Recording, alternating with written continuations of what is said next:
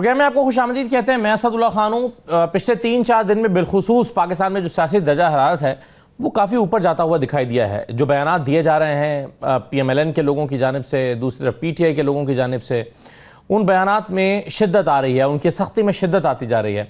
यहाँ तक कि जो मरियम औरंगज़ेब साहबा हैं, राना तनवीर साहब हैं, तलाल चौधरी साहब हैं, तलाल चौधरी साहब ने बड़े सख्त बयानात दिए हैं।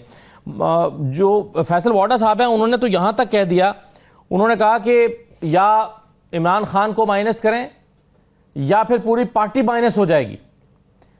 यानी ये ऑफर ऐसा लगता है कि वो PTI के लोगों को दे रहे हैं कि या तो इमरान खान को माइनस कर दें, कबूल कर लें, या फिर आप सबको माइनस होना पड़ेगा। तो फैसल वाडा साहब ये बात कह रहे हैं, इसकी बुनियाद क्या हो सकती है? तलाल चौधरी साहब ने एक इशारा भी दिया है।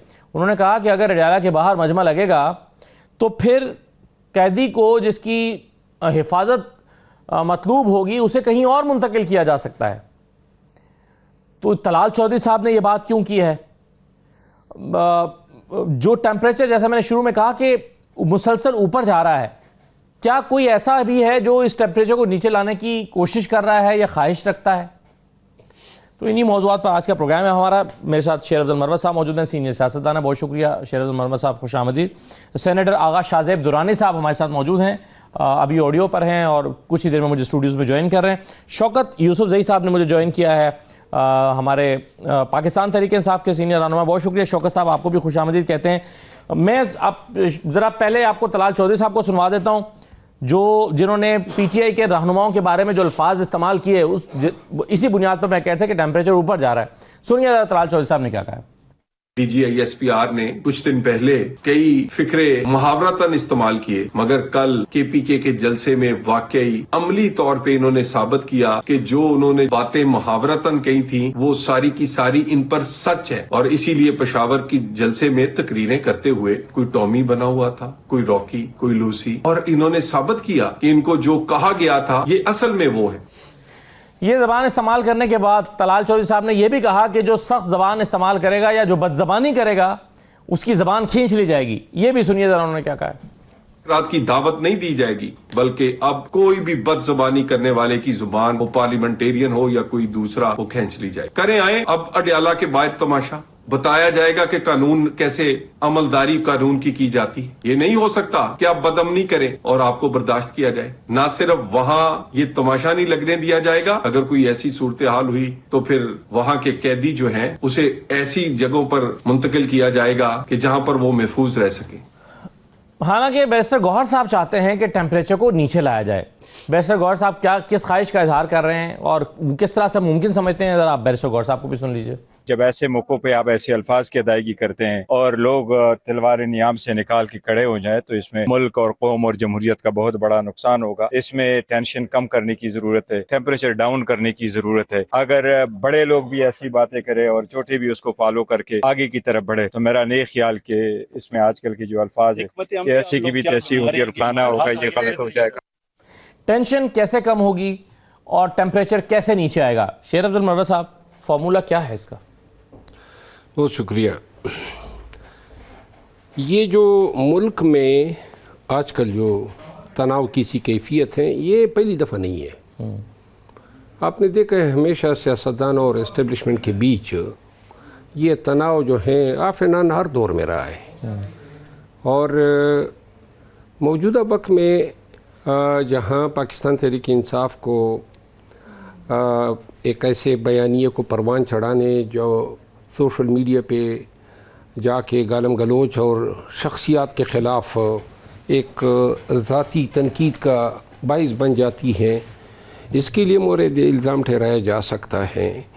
पाकिस्तान तहरीक इंसाफ को अपनी जो तर्ज़ सियासत है या जो सियासी हिकमत अमली है, बेसिकली ये एक पॉलिटिक्स थी जिसको शायद PTI ने ये समझ लिया है गोया ये एक जज्बा, एक जनून है जो अल्टीमेटली इनको वो नताइज दिला देगा जिससे हकीकी आज़ादी हासिल होगी।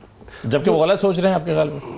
मेरा ख्याल है कि मैं अगर ये बात मुकम्मल करूँ तो मैं दूसरी तरफ जो है वो अपने तई एक सियासी इंजीनियरिंग के ज़रिए उन्होंने इस निज़ाम को चलाने की कोशिश की है। लेकिन नतीजे में आपको इल्म है, पूरे पाकिस्तान की इल्म है कि कौम से उनको जो है इसकी पजीराई नहीं मिली है। तो लिहाजा अब जो हालात जिस नेच पे आ गए हैं, कसूर जो है मेरा ख्याल है कि सिर्फ पीटीआई पे नहीं डाला जा सकता है, माँ सिवाय इसके कि जिसकी मैंने ख़ुद भी हमेशा मजम्मत की है कि आप जंग जो है सियासी जंग वो लड़ाई गालियों से नहीं जीत सकते हैं। जो सोशल मीडिया का किरदार रहा है गुज़िश्ता 1.5 साल में, उसने पीटीआई को काफ़ी नुकसानात से दो चार किया है। और असल वजह जो है ना, जो आजकल तनाव पीक पे जा रहा है जी, उसकी वजह है के पी में जब चेंज हुआ, अगर रूटीन का चेंज होता तो शायद कोई कहीं पे नोटिस न लिया जाता, लेकिन केपी में चेंज के साथ ये ऐलान कर दिया गया कि चेंज का मकसद ही यही है कि हमने टकराव की पॉलिसी अपनानी है, जो गलत पॉलिसी थी। आपने पहले वज़ीर आला बनने के बाद इस निज़ाम में से हो के अपनी पार्टी को भी बचाना है, खान के कास को भी सर्व करना है, अपनी हुकूमत बचानी है। ये विजडम का तकाजा था। अच्छा, लेकिन जिन राहों पे वो चले, फिर जिस तरीके से उनको खुशामदीद कहा गया, नहीं मगर उसमें तो अभी हमने देखा कि खान साहब ने कहा है कि आप इसी तरह से फ्रंट फुट पर आकर खेलते रहें, तो इसका मतलब तो ये है कि वो तो चाहते हैं कि टेम्परेचर फिर ऊपर जाए। मैं आपको यही अर्ज कर रहा हूँ ना, बेसिकली कसूर जो है, मैं हमेशा से कहता हूँ कि खान साहब पे हम नहीं थोप सकते। इसकी वजह यह है कि आप 8 माह से बिलखसूस और गुज़िश्ता पौने 2 सालों से बिलअमूम वही लोग 5-6 लोग हैं, इसके अलावा कोई 7वां आदमी नहीं जा रहा है। वो खान साहब का जहन भी बनाते हैं, उनको इंफॉर्मेशन भी देते हैं, और फिर मतलूबा जो बात खान से लेना चाहते हैं वो जनाब दड़ल्ले से आगे से जो राकिम होता है वो अपनी खुशखती भी कर देता है। तो यूं जो है आग पे तेल डालने का काम भी हो जाता है। खान साहब, पीटीआई और गवर्नमेंट, इन सबको सिर्फ ये सोचना चाहिए कि इस लड़ाई में विक्टिम जो है ना वो रियासत पाकिस्तान है, जमहूरियत है और अवाम। फ़ायदा किसी को नहीं है। मैं इसमें सेनेटर साहब, अगर ये जो माहौल है टेम्परेचर बढ़ता हुआ, अगर ये पीटीआई को सूट नहीं करता तो ये शायद हुकूमत को भी सूट नहीं करता। जो स्टेटमेंट्स आज मिनिस्टर्स देते रहे हैं, मरियम औरंगज़ेब साहबा ने प्रेस कॉन्फ्रेंस की इमरान खान के ख़िलाफ़, फिर राना तनवीर साहब कहते हैं कि गवर्नर राज लग जाना चाहिए, तलाल चौधरी साहब ने स्टेटमेंट्स दिए हैं, तो क्या गवर्नमेंट को सूट करता है ये टेम्परेचर का ऊपर जाना? जी, थैंक यू वेरी मच। सबसे पहले तो देखें कि जी ये अगर गवर्नमेंट इस तरह की स्टेटमेंट दे रही है तो उसकी वजूहात क्या हैं, क्यों? There is a limit to everything actually.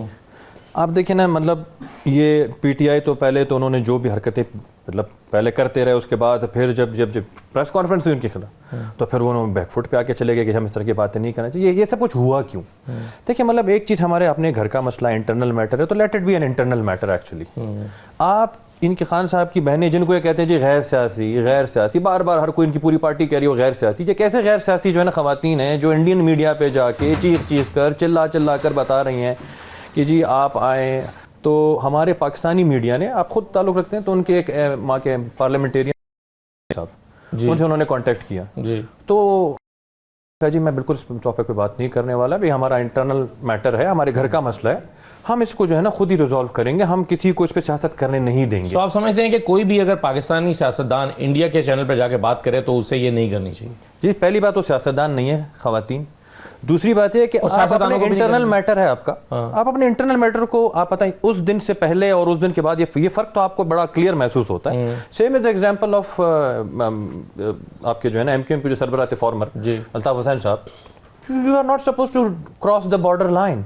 आपके कुछ बॉर्डर आप अपने घर में अगर कुछ देखें, इख्तिलाफ हम सबको हो सकता है। ये बताएं ना फिर, क्या जो नवाज शरीफ साहब ने इंटरव्यूज दिए इंडियन चैनल्स को, क्या वो जो आजकल सर्कुलेट भी कर रहे हैं, क्या वो एआई जनरेटेड है या वाकई उन्होंने दिए थे नवाज शरीफ? ये तो देखें, आप मुझे तो याद नहीं है और आपको भी शायद याद नहीं होगा कि कभी इस तरह का कोई इंटरव्यू हुआ था, क्योंकि throughout that period let's be honest to each other है। कारगिल के इशू पे उन्होंने बात की, किसके इशू पे? कारगिल के इशू पे, उस पे कमीशन बनाने की बात की है। करण थापर को इंटरव्यू है। एक मिनट सुनिए, कब की इंटरव्यू है, कब की बात है? जाहिर है इसी पिछली दिहाई के इंटरव्यू में, पिछले 17-18 में उन्होंने दिए। लेकिन वो खुद एक प्राइम मिनिस्टर है, वो अगर किसी को दे रहा है दैट मेक्स सेंस कि यार he was in a position, वो कहीं पर बैठ के बात कर रहे थे। एक तरफ आप कहते हैं नहीं मैं आपको बता रहा हूं, नहीं देखें अगर वो, और वो क्या कह रहे हैं, उनको कारगिल का इशू था तो कारगिल के इशू इट्स वेरी ओपन, हर एक के सामने वो खुला पड़ा हुआ है, किसी की आया नहीं है, वो कहीं से किसी से पना नहीं कहीं से।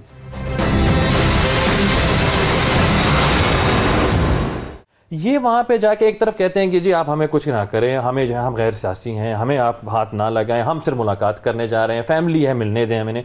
उसके बाद आप जाते हैं वहाँ पे, उन्हें कहते हैं आप उनको ना सिर्फ इंटरव्यू दे रहे हैं। अच्छा, सिर्फ ये इंटरव्यू का मसला नहीं है, कुछ दिन पहले क्या होता है वही खबर चलती है जो जिसको इस वक्त देखिए we are in state of war. एक तरफ अफगानिस्तान आपके साथ क्या कर रहा है, आपके अफगानिस्तान की सरजमीन इस्तेमाल हो रही है आपके खिलाफ, दूसरी तरफ आप रिसेंटली एक ऑपरेशन में सक्सेस हासिल कर चुके हैं, इंडिया को आप नीचा दिखा चुके हैं। इस वक्त इंडिया कोई भी, वो कहते हैं वो कोई भी इस तरह का मौका नहीं जाने देंगे। सही, सो आप कह रहे हैं कि मुनासिब वक्त नहीं है कि इंडिया के साथ, मुनासिब वक्त नहीं, आप ऑलरेडी जंग में, ये आपके प्रॉक्सीज हैं। वहां पर वो एक स्टेटमेंट चलती है, खान साहब को जो है ना उन्होंने शिफ्ट कर दिया, उनका इंतकाल हो गया, और उसके बाद दे वांट chaos पैदा करने की इजाजत किसी को बिल्कुल सही है। या हालिया जो टेंशन हम देख रहे हैं शौकत यूसुफजई साहब, क्या ये दुरुस्त नहीं है कि ये हमने देखी हैं इमरान खान साहब की जो रीसेंट ट्वीट आई है, उस ट्वीट के बाद से हमने देखा है कि दर्जा हरारत पर मुसलसल इजाफा हो रहा है। उसका जवाब आया, प्रेस कॉन्फ्रेंस हुई, फिर उसके बाद जलसा हुआ है, उसमें स्टेटमेंट्स आई हैं, फिर मुख्तलिफ वज़रा के बयानात आए हैं। तो आप नहीं समझते पाकिस्तान तहरीक-ए-इंसाफ के अंदर ये एहसास मौजूद है कि खान साहब ने ज़्यादा सख्त अल्फाज इस्तेमाल किए, ये ना करेंगे तो ज़्यादा बेहतर हिकमत अमली होगी पीटीआई से। अगर वो चाहते हैं कि इमरान खान साहब को रिलीफ मिले, चीज़ें आगे की तरफ बेहतर जाएं, तो बैरिस्टर गौहर के फार्मूले पर अमल करना पड़ेगा। बिस्मिल्लाह रहमान, बहुत शुक्रिया असद भाई। देखें, पहली बात तो ये है कि अगर इमरान खान से मुलाकातें पर पाबंदी ना होती तो हम पूछ भी लेते ना कि ये ट्वीट उनका है भी कि नहीं, क्योंकि उन पे तो इतनी सख्त पाबंदी है, उन पे कैमरे लगे हुए हैं, तो ये ट्वीट कहाँ से आ गया? पहली बात तो ये है ना, ये बड़ी इंपॉर्टेंट बात है कि ऐसे मौके पर उनकी बहन का जो स्टेटमेंट है, ये सर उनकी जो बहन का स्टेटमेंट है वो भी तो वही है ना जो बाद में ट्वीट की शक्ल में सामने आया। एक्चुअली तो पहले उनके स्टेटमेंट में भी तो यही बातें आई ना। देखें, मेरी बात सुना, देखें असद, बात ये है कि एक वक्त के ऊपर 4-4, 5-5 वज़रा के प्रेस कॉन्फ्रेंस करते हैं बारी लेके, कोई लाहौर में करता है, कोई कराची में करता है, कोई इधर करता है। तो ये इश्तिहाल दिलाना जो है, इसका ये इस बात को साबित कर रहा है कि पीएमएलएन नाकाम हो गई है। इनकी जो हुकूमत है वो टोटली नाकाम है डिलीवर करने में। इन्होंने कर्जे चढ़ा दिए मुल्क के ऊपर। इन्होंने वादा किया था कि हम महंगाई को कम करेंगे। महंगाई 12% थी जिस वक्त हमारी हुकूमत जा रही थी, और बड़ा चीखे पुकार हो रही थी। आज फिर 35%, 36% पे चली गई इनकी वजह से। आज जो है ना, डॉलर कहाँ है, हमारे वक्त में कहाँ था, महंगाई उस वक्त कितनी थी, आज कितनी है। कर्जे देखे ना, हमारे दौर में हम जा रहे थे 46,000 अरब का कर्जा जब से पाकिस्तान बना था, आज वो 76-77 हज़ार अरब पे पहुंच गया है। तो ये कर्जा कहाँ चला गया, कहाँ लगा है? बताए ना। आज कहते हैं मईशत बेहतर हो गई है, तो मईशत बेहतर हो गई है तो बताए कि कौम को कोई 1 रुपए का रिलीफ मिला है? कहीं इन्होंने कर्जे उतारे तो कर्जे और भी बढ़ गए। तो मसला ये है कि इन्होंने डिलीवर नहीं किया। ये लोगों की तवज्जो हटाने के लिए इस तरह की चीजें कर रहे हैं, और पीटीआई को बिल्कुल स्पेस ही नहीं मिल रहा है सियासी कि वो खेले, मतलब सियासत करे। जब आप स्पेस ही नहीं दे रहे हैं, आप मुलाकातों पर भी पाबंदी लगा रहे हैं, तो फिर आप इल्जामात भी लगा रहे हैं। आप पीटीआई नहीं, मेरी बात सुनिए, मुश्किल दौर तो खैर ये तो, इस मुश्किल दौर से निकलना कैसे है? देखें, ये गवर्नमेंट की भी रिस्पांसिबिलिटी होती है कि जब आप बन गली में खड़े हो जाए ना, तो देखें नुकसान तो मुल्क को होता है ना, हमें और आपको इससे कोई फर्क नहीं पड़ेगा, लेकिन मुल्क को शदीद नुकसान पहुंचेगा। और हुकूमत कौन कर रहा है? ये क्यों नहीं सोच रहे कि इनके जो एक एक बयानात जो दे रहे हैं, और ये जो अपना बयानिया इनका टूस कर गया, दूसरे के बयानिया लेकर ये चल रहे हैं। भाई अपनी बात करें ना, आपने क्या डिलीवर किया 4 सालों में, ये भी बताएं ना जरा कौम को। आपका तो बयानिया है ही नहीं, और आप दूसरों पे इल्जामात लगा रहे हैं। अब मुझे बताएं कि अली अमीन गंडापुर साहब को जब हटाया गया और सुहेल अफरीदी आया, तो सुहेल अफरीदी के खिलाफ पहले दिन से लेके एक कैंपेन चली। उस वजीर से किसी ने आज तक आपने पूछा है कि आपने जो इल्जामात लगाए थे वो आपने साबित किए? उस एक इल्जाम भी साबित नहीं कर सके। फिर उस पर मनशियात का इल्जाम लगा, एक वो भी साबित कर सके। तो ये जो इस तरह की सिचुएशन है भाई मेरे, ये तो इश्तियाल दिलाना है ना कि हम आपको इश्तियाल, आप आ जाएं। और यार तिलाल चौधरी की जो जबान इस्तेमाल हो रही है, जिस तरीके से वो लगा हुआ है, वो धमकियां दे रहा है बार बार, तो देखें ये तो मुझे नहीं लगता है कि ये कोई हल निकाल रहे हैं मौजूदा सोल्यूशन मसाइल का। और अगर ये मसाइल का हल नहीं निकालेंगे तो नुकसान किसका होगा? ये तो बिल्कुल सियासत ही खत्म करना चाहते हैं। अगर आप पीटीआई को खत्म करेंगे तो पीटीआई तो खत्म नहीं होगी, ये तो 70-80% लोग इमरान खान के साथ अटैच है। आप पीटीआई पे पाबंदी लगा दें, वो किसी और नाम से आ जाएगी। वोट तो इमरान खान का, वो तो नहीं खत्म होता। तो फिर आप क्यों इस तरह की हरकत कर रहे हैं जिससे मुल्क को नुकसान हो रहा है? ये देखें, ये वज़रा का काम नहीं है कि सुबह शाम प्रेस कॉन्फ्रेंस करके आप लोगों को इश्तिहाल दिलाएं, फिर जवाब आता है तो कहते हैं जी बड़ा सख्त जवाब आया, हम मुलाकात नहीं करने देंगे। तो ये तो रियासती ताकत का जो इस्तेमाल हो रहा है ना बेजा, इससे मैं समझता हूं कि मुल्क के मसाइल। हाँ, जहां तक फौज की बात है, मैं बिल्कुल ये यकीन करता हूं कि फौज हमारी फौज है, उसका एहतराम होना चाहिए, एक दायरा है, और वो हमेशा देखें, हम तो इमरान खान के बड़े करीब रहे हैं किसी जमाने में। आज तक मैंने कभी नहीं सुना इमरान खान से कि उन्होंने कहा कि जी आप फौज के खिलाफ बात करें। हमेशा ये कहा है कि मेरी फौज है। तो देखें, बाकी जो चीजें हैं, क्या नवाज शरीफ ने, जिस तरह आपने अभी कहा, उसने क्या इंडियन उसको जर्नलिस्टों को नहीं कहा कि जी मैं कारगिल का वो कराऊंगा, तहकीकात कराऊंगा, और जिसने किया उसको ये करूंगा? ये किसके खिलाफ बातें थी? क्या जनरल मुशर्रफ के खिलाफ नहीं थी? तो जनरल मुशर्रफ कौन था? फौज का सरबराह नहीं था? उससे पहले ज़ियाउल हक के खिलाफ जो कैंपेन चली थी, क्या वो फौज का जनरल नहीं था? जो भी उसके कारनामे थे वो अलग बात है। लेकिन आप इस वक्त जो है ना, आपने एक बयानिया ऐसे बना लिया है कि जी ये जो पीटीआई है ये मुहब्बे वतन नहीं है। इसका मतलब है पाकिस्तान के 70% लोग मुहब्बे वतन नहीं है। आप बैरिस्टर गौहर जो बात करता है उसकी बात भी सुन लेना। इसके अलावा जो एपीसी हुई है खैबर पख्तूनख्वा में, उस वक्त तो देखे पीएमएलएन भी उसमें बैठी थी, एनपी भी बैठी थी, पीपल्स पार्टी भी थी, शेरपाओ भी था, जेयूआई भी थी, जुमात इस्लामी भी थी। जब उन्होंने केपीसी में जो पॉइंट रेज किए हैं, जो उन्होंने इत्तेफाक किया है, उस पर क्यों अमल दरामद नहीं हो रहा है? जी, एक दिन आपका वजीर दाखिला कभी पेशावर आया कि आपने एपीसी में पॉइंट दिए, हम आपके साथ बैठना चाहते। हाँ बिल्कुल ठीक है, बिल्कुल सही है। हम चाहते हैं कि ऐसे स्पेस पाकिस्तान तरीके से आप लेने के लिए तैयार भी तो है ना सर? ये भी तो सवाल पैदा होता है। जलसे हो रहे हैं और जलसों में जिस किस्म की तकरीरें हो रही हैं, और पहले दिन से, जब से सुहेल अफरीदी साहब आए हैं, पहले दिन से हो रही हैं। एक मिनिस्टर साहब कह रहे हैं कि पीटीआई पर अब पाबंदी लग जानी चाहिए क्योंकि ये मुल्क के फायदे में नहीं है ये जमात। ये नहीं, ऐसा लगता है कि कंक्लूजन ड्रॉ कर रही है पीएमएलएन इससे। दूसरा जो अभी मैंने बयान सुनवाया था तलाल चौधरी साहब का, जिसमें उन्होंने इशारा भी दिया कि अगर जो अडयाला के बाहर मजमा लगेगा और वहाँ पर कैदियों की ज़िंदगी को ख़तरा लायक होगा तो फिर हमें ज़रूरी इक़दामात उठाने पड़ेंगे और कैदियों को ले जाना पड़ेगा। आपके ख्याल में हुकूमत क्या वाकई ये कर सकती है और संजीदगी से इन पर गौर हो रहा है? ये ख़तरात पीटीआई को क्या लायक हैं? जो पहला सवाल है आपका वो क्या है? पाबंदी पीटीआई पे। हाँ, पीटीआई पे पाबंदी जो है वो तो तब होगी जब पीटीआई तो होगी ना। हाँ। पीटीआई तो कानून और आईन की नज़र में कहीं है ही नहीं। हाँ।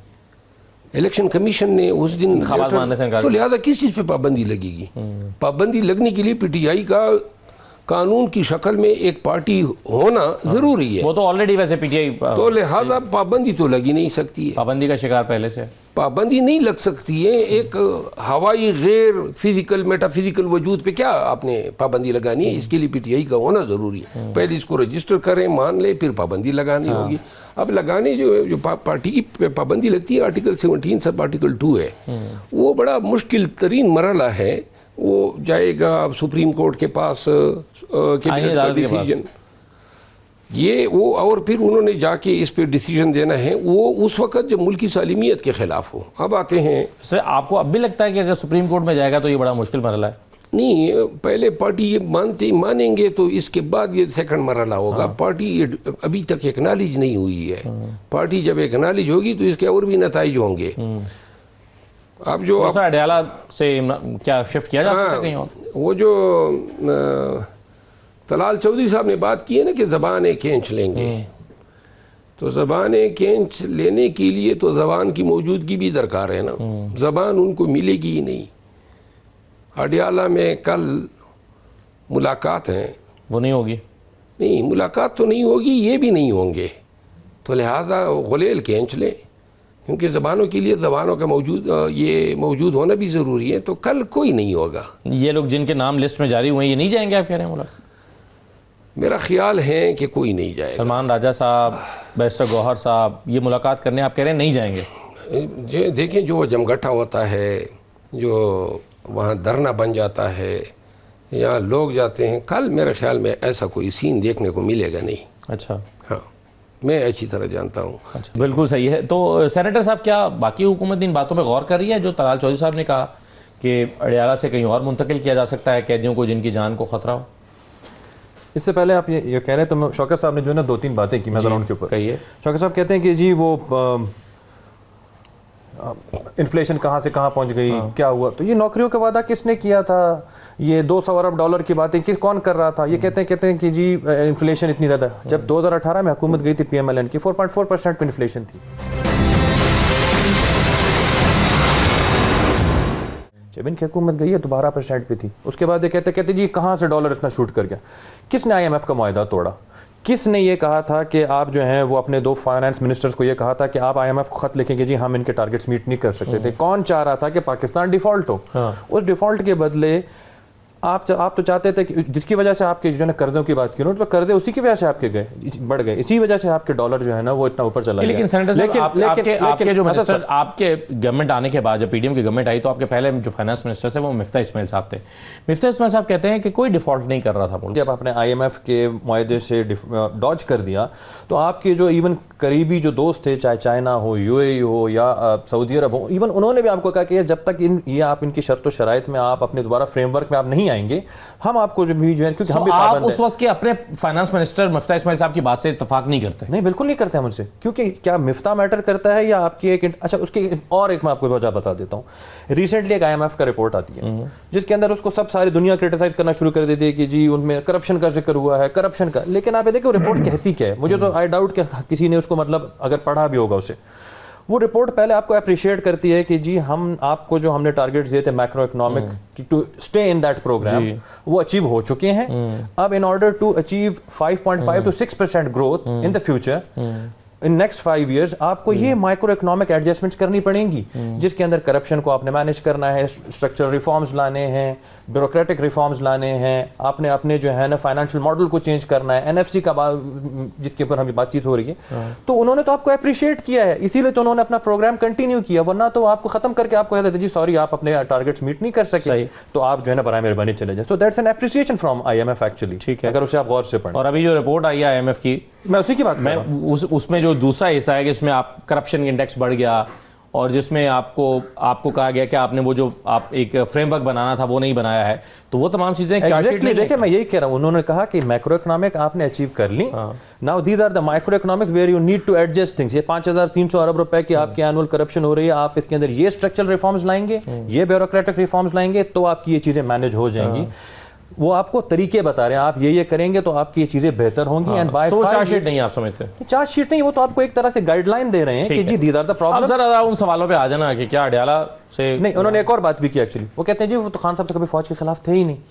मेरा तो सवाल यह है कि या तो खान साहब या मुझे तो इनकी पार्टी के बारे में समझ ही नहीं आती, ये 2 कदम आगे चलते हैं और 4 कदम पीछे चल जाते हैं। 2 इनके जो है ना लीडरशिप आती है, वो कहती हैं कि जी हम फौज के साथ हैं, हमने खान साहब ने कभी फौज को बुरा भला नहीं कहा, और फिर यही खान साहब जो है ना उनकी अपनी स्टेटमेंट और उनकी बहन की statement that's a press conference सबके सामने उन्होंने की वो बात।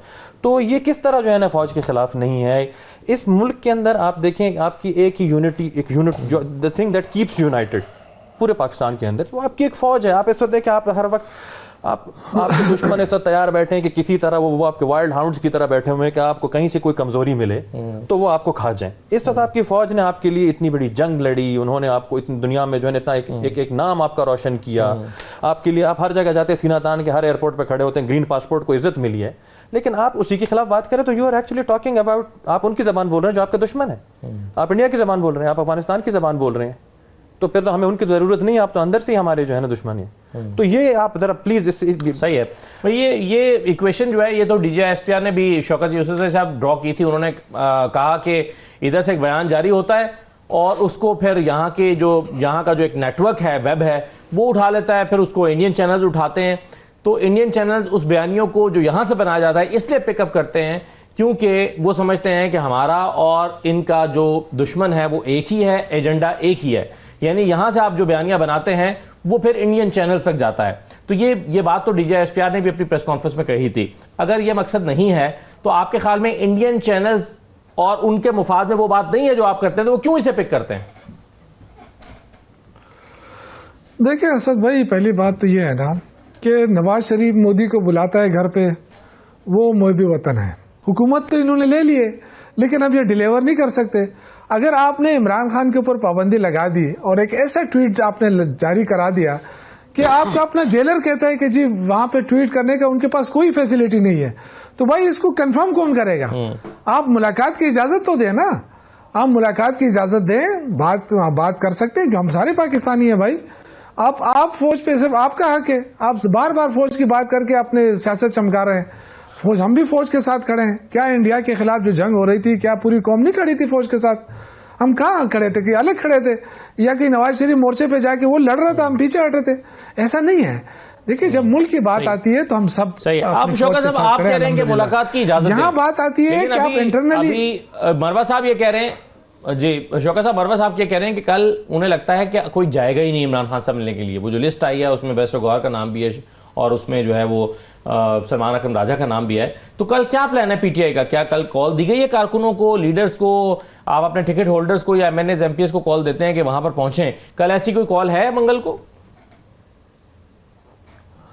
देखिए, मुझे नहीं पता, ये तो जाहिर है पार्टी का फैसला होता है। पार्टी वो जो नाम जारी इस्लामाबाद से होते हैं, हमें तो नहीं पता है। मेरा तो परसों पिछले उसमें मेरा नाम था, लेकिन मैं तो नहीं छोड़ा था। अब आई डोंट नो कि ये छोड़ते हैं नहीं छोड़ते हैं, लेकिन उससे खैर देखिए, हम तो एक पॉलिटिकल पार्टी हैं, स्ट्रगल कर रहे हैं, सियासी लोग हैं, हमेशा से स्टूडेंट लाइफ से सियासत कर रहे हैं। लेकिन बात ये है ना कि ये इनका मकसद क्या, ये करना क्या चाहते हैं? ये शुरू दिन से देखे ना, हमारे साथ इन्होंने बड़ी अच्छाइयाँ की है ना, कि इन्होंने बल्ला भी छीना हमसे, निशान भी छीना, फिर उसके बाद हमारी जो वो थी, वो शनाख्त थी, वो भी खत्म करी, सारे जी आजाद हैं। लेकिन कोई भी इनसे नहीं टूट सका। आप देखें ना, अब इन्होंने बड़े दावे किए कि जी यहाँ पे 35 बंदे हमारे साथ है, 40 बंदे हमारे साथ, कोई टूटा है? कोई सेनेट में किसी ने वोट दिया इधर उधर? आज भी वो, क्योंकि वोट सबको पता है इमरान खान का है। तो मैं कहने का मकसद ये है कि इस मुल्क को आगे ले जाना है। अगर हम यही करते रहे तो फिर मुल्क का यही हाल होगा कि कर्जे बढ़ते रहेंगे, यही जो नालायक हुकूमत है वे बैठी रहेगी, और यही कहेगी कि जी देखिए ये फौज के खिलाफ है, ये फौज के, ये जो सियासत है फौज के खिलाफ वाली सियासत, ये बताएं, पिछले मंगल को जब बहुत बड़ा मजमा अडयाला के बाहर जमा हुआ था, बहुत दफा शौकत साहब आपने एमएनएस एमपीएस आ गए, कारकुनान आ गए, बहुत बड़ा एक वहां पे इज्तिमा हुआ, उसके नतीजे में मुलाकात भी हो गई। आपके ख्याल में जो इतना बड़ा इज्तिमा हुआ, ये आपके लिए काउंटर प्रोडक्टिव साबित हुआ या फायदेमंद रहा? देखिए, मुझे हैरत होती है कि जब सियासत करने की बात आती है तो क्या ये आप पुरअमन एहतजाज करना, क्या ये जुर्म है? ये कहते हैं कि जी वहां मुझे बताए ना, कोई गमला टूटा है वहां पे, किसी ने कोई पत्थर फेंका है। अगर आप कुछ नहीं कहेंगे तो वर्कर तो कुछ नहीं कर रहा है बेचारे, वो तो सब सियासी वर्कर हैं। लेकिन आपने पूरी जमीन वो तंग करने की कोशिश शुरू कर दी है, आप हर चीज को बंद गली में ले जा रहे हैं। ये आपको भी मुश्किल में डालेगी इंशाल्लाह। ये ऐसा नहीं है कि सिर्फ आप कहेंगे सिर्फ पीटीआई वाले मुश्किल, हमने तो मुश्किलात देख ली, इससे ज्यादा और क्या होगा? सबको जेलों में डाल दिया, सबको नाअहल कर दिया, हमसे जीती हुई सीटें हमसे छीन ली गई, क्या फर्क पड़ता है? लेकिन हम तो मोहब्बत वतन नहीं रहेंगे। हम कोई ये तो नहीं है कि आप ज्यादती करेंगे, हम कहेंगे जी हम अफगानिस्तान के साथ खड़े हैं या इंडिया के साथ खड़े हैं, हम फिर भी पाकिस्तान के साथ खड़े होंगे। देखिए, ये पाकिस्तान होगा तो हमारी सियासत होगी। तो ये जो इक़्तिदार बचाने के लिए, क्योंकि इनके ऊपर बहुत बड़ा प्रेशर आ रहा है, देखिए ये बड़ी ज्यादती है कि आप सुहेल अफरीदी के खिलाफ आपने पूरा एक कैंपेन चलाई और उसका कोई पूछने वाला नहीं है कि भाई जो इल्जामात आपने लगाए वो साबित तो करें ना। उस पर आप साबित नहीं कर पा रहे, आप इल्जामात ही लगाए। खुद आपने एक पीका एक्ट बनाया है, तो फिर तो उस पीका एक्ट तहत सबके खिलाफ कार्रवाई हो सकती है, लेकिन कौन करेगा? अदालतें भी इंसाफ से, हम कोई तवक्को तो नहीं है कि हमें कोई इंसाफ मिल रहा है या मिलेगा। तो मेरा मतलब ये कहने का ये है भाई कि स्पेस मिल जाए, सियासी स्पेस देना पड़ेगा इनको, अदरवाइज मुश्किलात ही होंगी।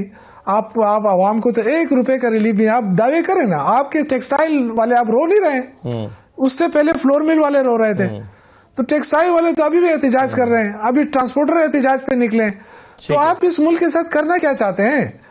आप ये कहते हैं मेरे भाई, इन्होंने कहा कि हमारे दौर में जो है ग्रोथ रेट जो है वो 3 पॉइंट पत्नी कितनी थी। भाई आपको पता है कि कोरोना के बावजूद इमरान खान के दौर में 6% पे ग्रोथ रेट पहुंची थी।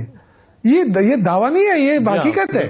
आज 2% से ऊपर नहीं जा रही है। ये आपकी नालायकी नहीं है। देंगे, बिल्कुल ठीक है, बिल्कुल सही है। लेकिन एक और चीज, ये इसका जवाब तो सेंटर साहब देंगे, लेकिन एक जो गवर्नर राज की बातें कई दिन से मुसलसल हो रही हैं, अब उसमें आज जो फैसल करीम कुंडी साहब हैं वो कहते हैं, उन्होंने भी इशारा दिया है कि हाँ गवर्नर राज लग सकता है। सुनिए जरा कुंडी साहब ने क्या कहा है। अगर बोलेंगे जी ऑपरेशन भी ना हो, फौज भी चली जाए, सब कुछ ऐसे हो, तो फिर तो मैं समझता हूँ कि चीज़ें मुश्किल होती हैं, क्योंकि जब आप डॉक्टर के पास जाते हैं और आपका एंटीबायोटिक से इलाज नहीं होता, फिर आप ऑपरेशन की तरफ जाते हैं, तो वो फिर गवर्नर राज ही होता है, फिर गवर्नर राज मजबूरी तौर पर लगाया जाता है। और अगर पीटीआई समझती है कि वो मजबूरी वफाकी हुकूमत अपनाए, तो फिर इस पर आप और हम कुछ नहीं कर सकते। मरवा साहब, आपको किसके इम्कानात नजर आ रहे हैं? मैं इस पे बात नहीं करूँ असद भाई। मेरे ख्याल में कम ही वक्त रह गया है दोनों फरीकैन के पास। अच्छा। अगर मरकज़ गवर्नर राज लगाता है तो ये फ़ेल कभी भी तारीख़ में कोई मुस्बत फ़ेल के तौर पे नहीं याद रखा जाएगा। हमेशा जब भी गवर्नर राज लगा है उन फ़ैसलों को ज़्यादातर अदालतों ने जो है माजी में, अभी की बात नहीं कर रहा हूँ, वो अब ये जो गवर्नर राज के लिए जो रिक्वायरमेंट है आईनी तौर पे, कानूनी तौर पे, अब उस पर भी डिबेट करना कोई ज़्यादा फ़ायदेमंद नहीं है। लगना न लगना कितने चांसेस है, मैं ये समझता हूँ कि शायद 2-3 ऑप्शंस हैं अभी भी। ये नहीं है कि बिल्कुल कोई और चाराकार नहीं रहा है, पीटीआई के पास भी है और हुकूमत के, मरकज़ी हुकूमत के पास भी है। मिसाल के तौर पे अभी जो कल वज़ीर आला साहब ने जो स्पीच की है उसमें उन्होंने बड़ा लिहाज किया है और इस पे वो मेरे ख्याल में बजा तौर पे उसको दाद दी जा सकती है, क्योंकि उसके हवाले से जो ज़बान इस्तेमाल हुई, फिर उसने जो जवाब दिया, तो लिहाजा गुड इनफ, अच्छी बात हुई है। और ऐसे ही जस्टर अगर शो करें, और ये जो बात जिस अंदाज में उन्होंने की है, ये शायद आने वाले वक्त के लिए सूबाई हुकूमत की जो पॉलिसी होगी या जो तरीक़ाकार होगा उसकी निशानदेही करती है। अच्छा। अगर आने वाले अयाम में खान की तरफ से कोई पैगाम नहीं आया, क्योंकि गवर्नर राज जो हैं वो लगवाना होगा खान ने ही। अच्छा। जब खान ये कहेगा कि जी अब इस्लामाबाद के लिए आज़िम सफ़र हो जाओ, तो गवर्नर राज लग जाएगा। तो गवर्नर राज लग नहीं लगना, इसमें अब कोई दूसरा मुझे अच्छा। कोई राय मैं नहीं दे सकता अच्छा। हूँ।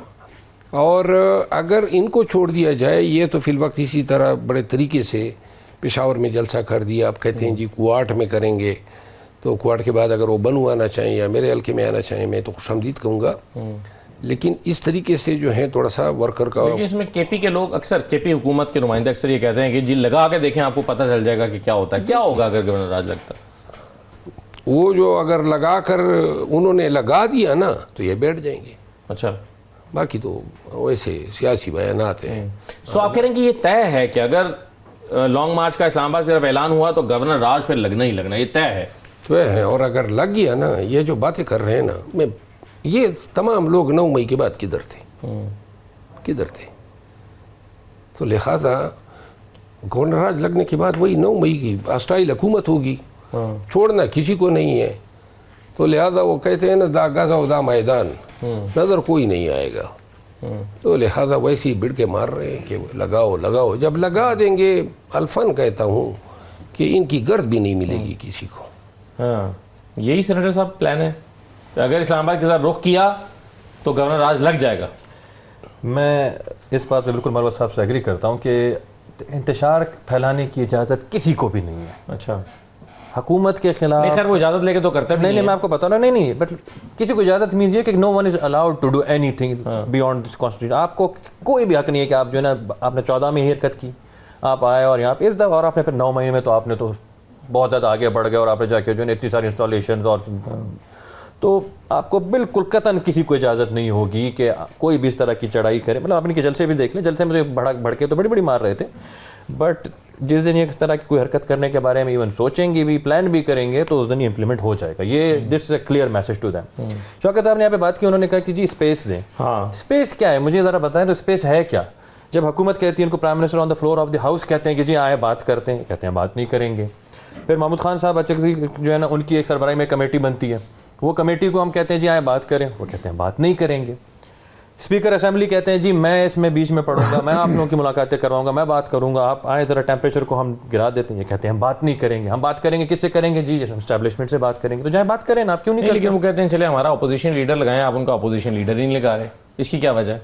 अपोजिशन लीडर के ना सेनेट में लगा रहे हैं ना कौमी असेंबली में लगा रहे हैं। वो उनका प्रोसीजर होगा, प्रोसीजर फॉलो करेंगे। इलेक्शन कितना लंबा प्रोसीजर है ये कि जो 2 महीने से पूरा नहीं हो रहा। साहब आप देखें ना, आप ये अगर ऑपोजिशन लीडर होना चाहिए और ये आईनी और कानूनी है, आप इसे कितना अर्सा लटका सकते हैं?